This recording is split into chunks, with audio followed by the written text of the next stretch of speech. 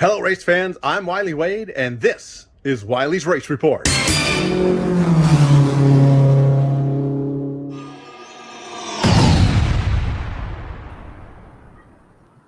Not only is this Wylie's Race Report, this is Wylie's Race Report live from the racetrack. That's right, we're getting set for racing action tomorrow. Excuse me. That's right, we're going racing on a Wednesday. That's right. The IMCA Speed Week is coming to town tomorrow. But first, waiting for got an interview coming up, live interview with Chadwick, promoter here at Antioch Speedway, along with his wife Tina. But just going to be Chad in the interview tonight. But first, talk about what happened this past weekend at Antioch Speedway, where the mini stocks were on track, and Jeff Durant was the winner in the number 75. And here's what Jeff had to say in Victory Lane.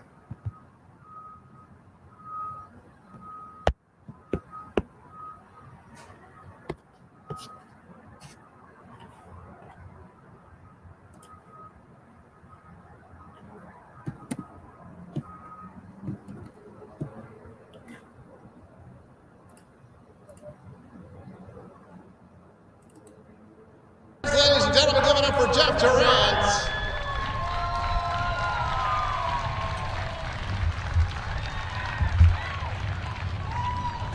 Jeff, come on up front here.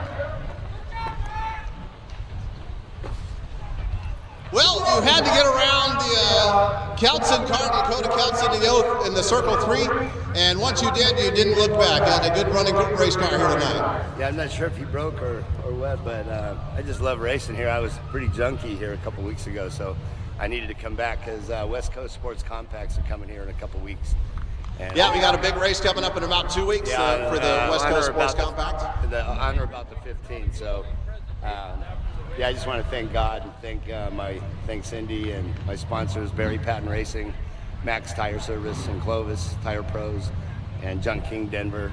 And I got in the stands here. Dan Meyrick's here. So, wish there were a few more cars, like about 17 more cars, but maybe we'll get there one day. So thanks for having us out, and look for West Coast Sports Compacts to be back in a couple weeks, hopefully with some numbers. All right, Jeff Durant taking home the win tonight. So we are on a hurry-up schedule, so thank you very much, Jeff. Thank you. That was Jeff Durant, driver of the 75 mini stock this past Saturday night at Antioch Speedway.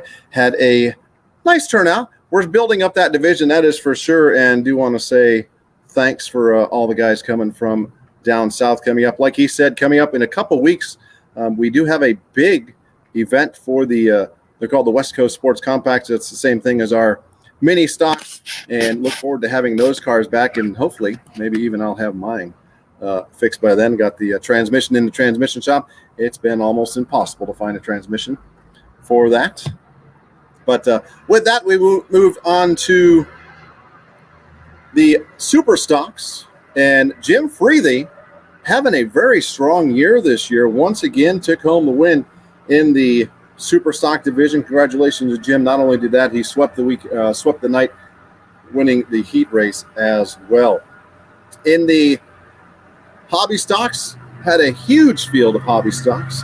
B-Main, where Kenneth Robles took home the B-Main win. Angela Brown, Grayson Baca, and Anthony Vina Thimble all able to transfer to the main event from the B-Main. But Brad Kaleo took home the win. Hollywood in that number 55. Going to try to get him on here in the next show or two, maybe even catch him tomorrow night, as he just had a dominating win in the hobby stocks. We were on a hurry-up schedule today. Unfortunately, didn't get down to a victory lane. DJ Kelson took home second in that night. Ken Johns backed up his 2 wins with a third-place finish in his number 32, so congratulations to Ken on that. Jeff Betancourt in the 70s car, the 70S car out of Brentwood, took home fourth. Melissa Myers, she had to start way back in the 17th starting spot and drove all the way up into the 5th place with very few cautions. Had some yellow flags flown. She probably would have been even better up front. Larry McKenzie, Lori Brown, 6th and 7th in the hobby stocks. John Haney had a good run in that number 44. He finished in the 8th spot. Anthony Vina transferring in the last car to make the main event. He went on and finished 9th on Saturday night. And Jared Bogg, Jared, if I'm killing your name, I do apologize, out of Pittsburgh, driving the 07 car, a rookie, getting his first top 10 for that. On to the wingless sprint cars. We had a nice field of wingless sprint cars as well.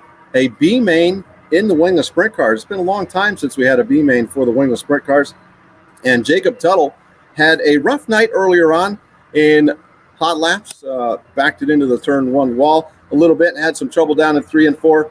And in his heat race, just had some troubles. He was leading the heat race for quite a while, but he took home the win for the B main. Tony Bernard out of Santa Rosa, California, came in second in that number 50 car. Heath Holtzclaw in the 33 out of Loomis, California. He is a motocross racer making the transition to 4 wheels. Congratulations, Heath. He qualified for the main through the B main as well, and so did Sheldon Moniz out of Wani, Hawaii in the 1S.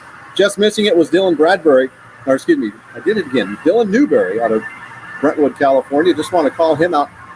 Only his 3rd or 4th race in that car. That was Bob Newberry's car last year. But a strong 5th place finish in the B main. He has been running well for being a very raw rookie. Never raced anything before getting into the wingless sprint car earlier this year. With that, we move on to the main event where Jeff Ensign took home the win. And he had a dominating win once he got up front. And here's what he had to say in victory lane. Okay, well, you just went out and just put a whooping up. Yeah, these guys give me a great car. Everything was dialed in. Got it really good in the heat race and didn't really do much to it for the feature. Truck started going away there at the end, but it was all right. Coors Light, come on, man. So, so you had a few times, looks like, I noticed one time you got a real squirrely coming up off turn number 4. Was it an issue with turn number 4? I just had a little curve down in the middle of the track coming off. It wasn't too crazy. I was just trying to be smooth, hit my marks. I got to thank my wife at home. She had to stay home and dog sit. And yeah, without her, I wouldn't be here. And these guys just did a great job. So who do you want to say thanks for helping you get out here? Ted and Rose Finkenbinder.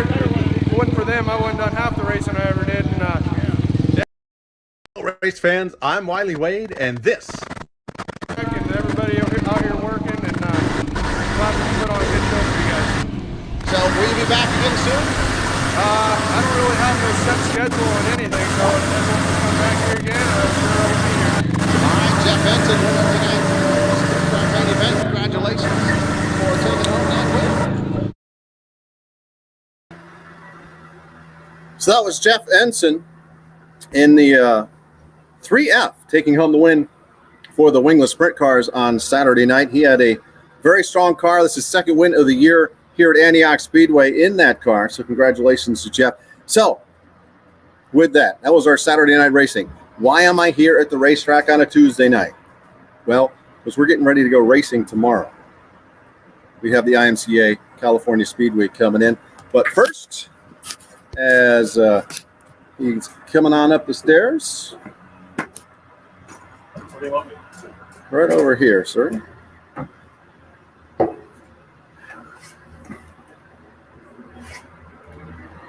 Look at this. That is you, yep. Chadwick, promoter here at Antioch Speedway. So, we're going to touch base on a few things here tonight. But first of all, how you doing? You got a busy week. Doing good. Doing good. A little crazy, but we'll get her all done by the end of the week. So, well, let's start with the elephant in the room. You're out here working the track on a Tuesday night. Why is that? We got a Speed Week race here tomorrow night. Hopefully we get a lot of cars. I want this to be the best track that they ran on so far, and we're putting a lot of time and effort into it. So you got a lot of people out here, a lot of equipment going around and getting ready for tomorrow night. And so looking back for earlier this year, you've got a month worth of races with fans in the stands. Correct. After over a year, your first year of promoting with no fans. How's that been for you? It's been good. It's been cold. I hope to get a lot more people in the stands. I think we will when it warms up. It's the weather hasn't been great. It's been cold. It's been windy. Some people prefer to stay at home where it's warm and watch it on TV. So, what's been the biggest challenge about trying to get the fans in the stands with the COVID restrictions? There's not really much of a challenge anymore. It's just dealing with all these rules. Hopefully next week this thing is going to go to yellow, so that should open up a lot of stuff. Then it'll be I think 50% capacity, and after that I'm sure it's just wide open. So you got a busy week. We had a race on Saturday night, a race on Wednesday night, and another race this upcoming Saturday where you have a special event. It's kind of a crazy month, the month of May, but this upcoming Saturday, you got minivans coming out. Yep, we got a Mother's Day race with minivans, and it's something I wanted to change it up, do something different that the fans would be interested in, and hopefully some of the moms that come to the races have a chance to drive around and see what it's really all about. Because sitting in the stands, anyone can drive and say that you can do this and do that, but actually getting in the car is a whole different ballgame. I'm kind of hoping that once some of them get in that minivans, are going to want to join the mini stock ranks. Maybe. It might happen, and then it might be a one-time deal only. I hope to make this an annual event for Mother's Day. I'm working on something for Father's Day. I haven't really come up with a hard core deal yet. I've been thinking a lot about different things, and I'm not going to put it out there until I get it, all ironed out.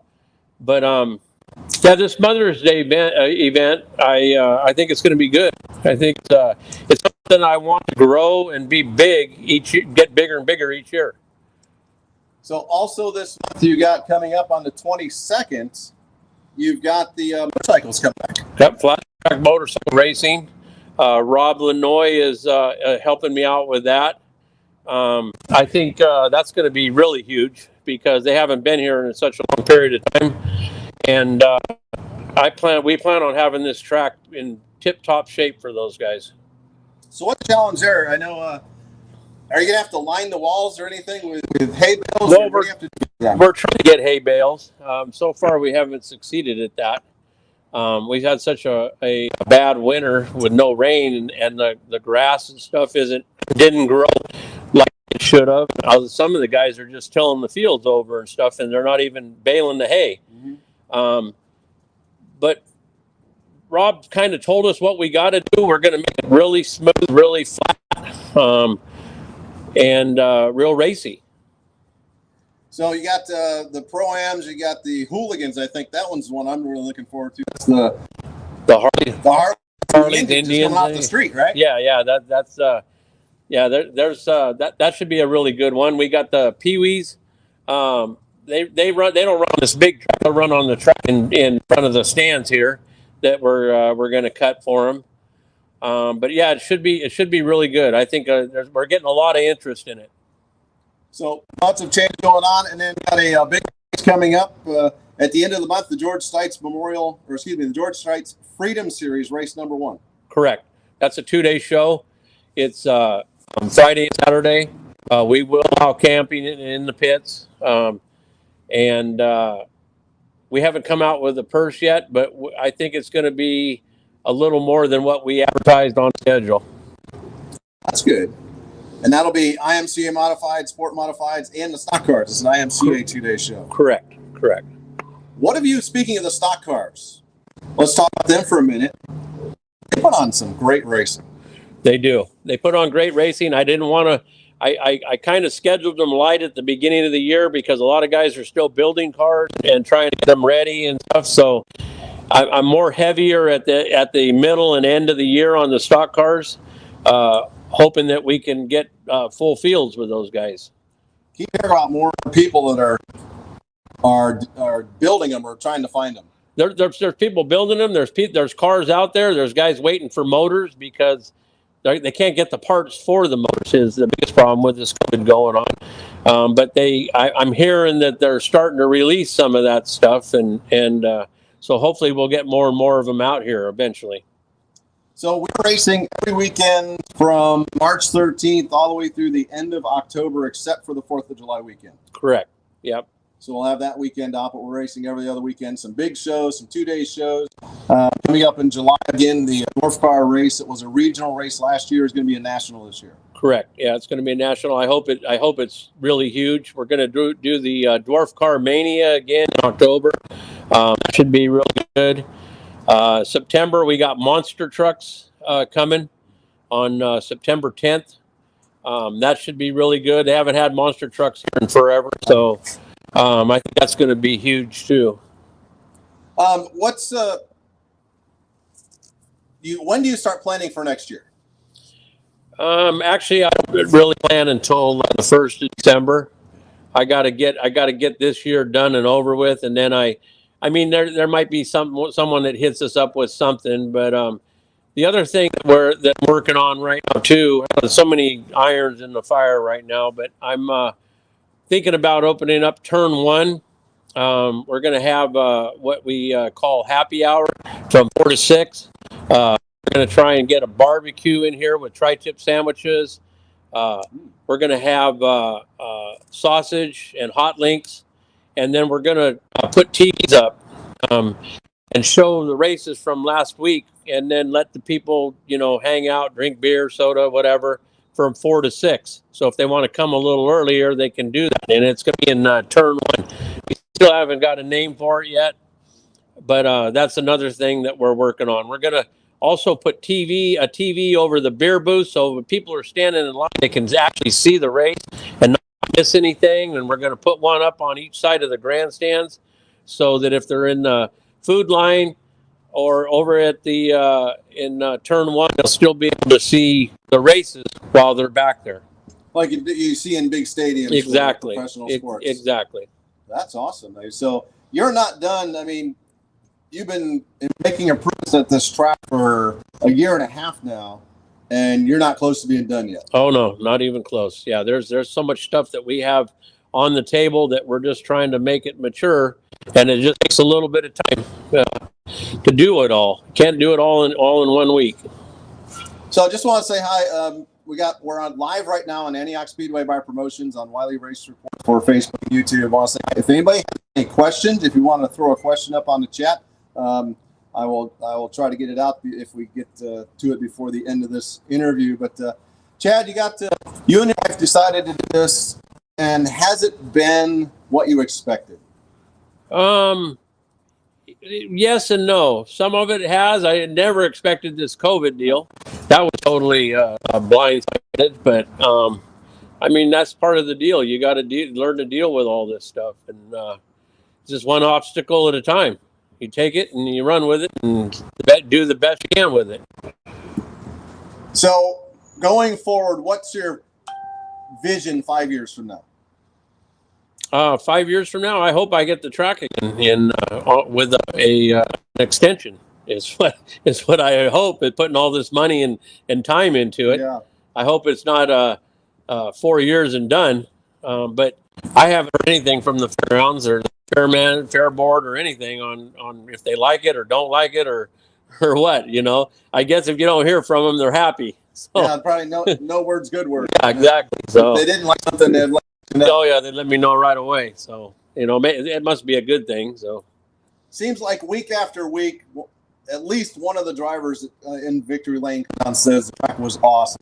You changed the track surface, widened it out when you first got here, and you guys work it. And so, what's been the key? What kind of track would you like it to be every week? I'd like it to be smooth, fast, and not dry out too bad.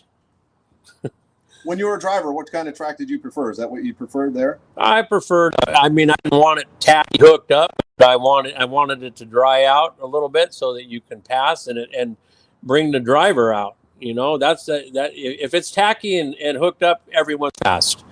You're really not going to have any air or anything. It's got to dry out. It can't get dusty, but it's got to be dry and it's got to be passable. The top and bottom and the middle.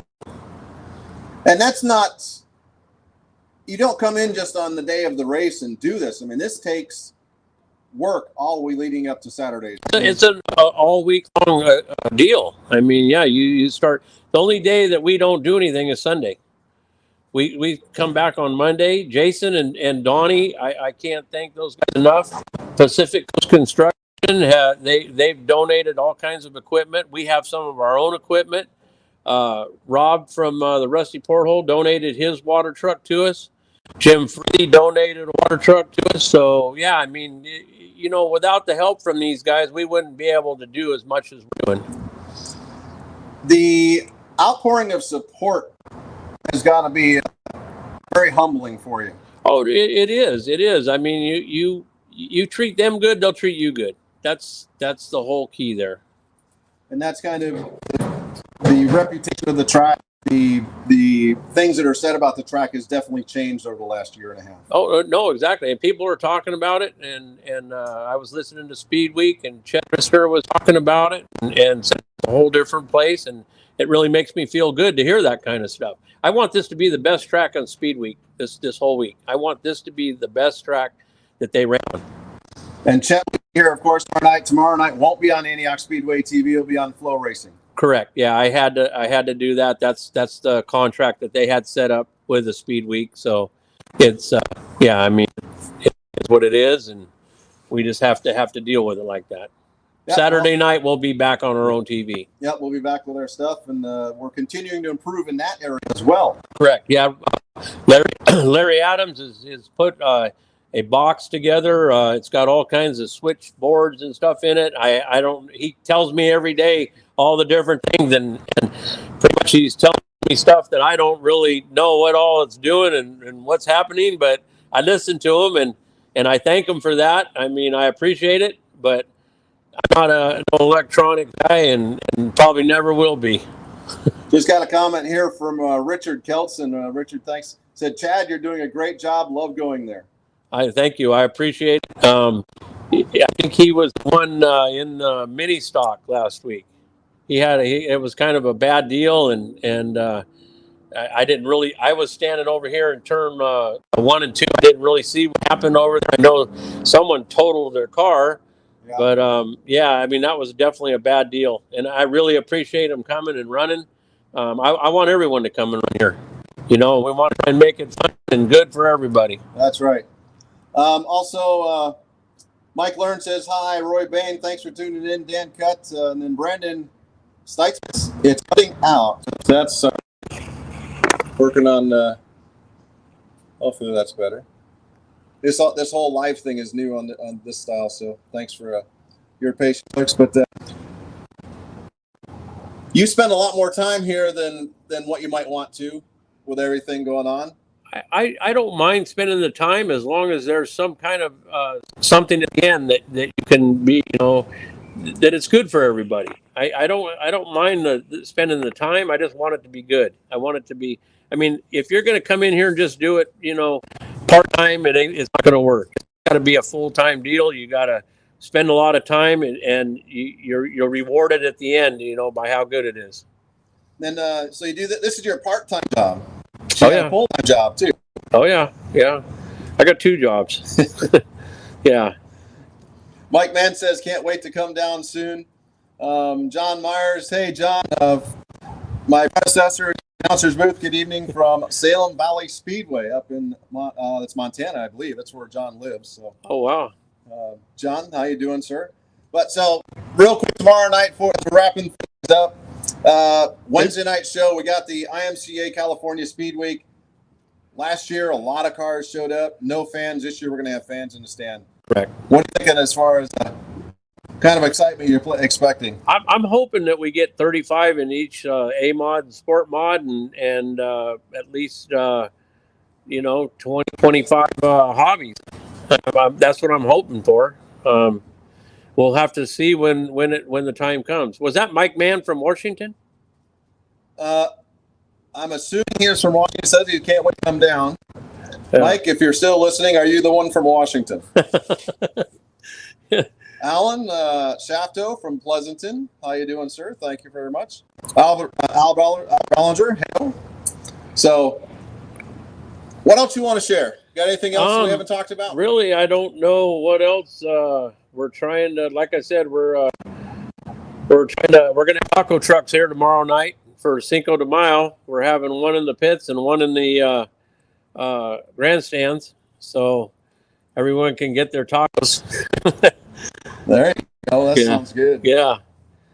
All right, Chadwick, promoter with your wife Tina. Thank you very much for sitting down and taking the time out of your busy schedule here tonight, ready for tomorrow night to have this chat. Thank you. I hope to see everybody here soon, and it should be some great racing. All right, with that, Chadwick, promoter here at Antioch Speedway, just turn the camera and show you folks what it's looking like out there. They're working the track. And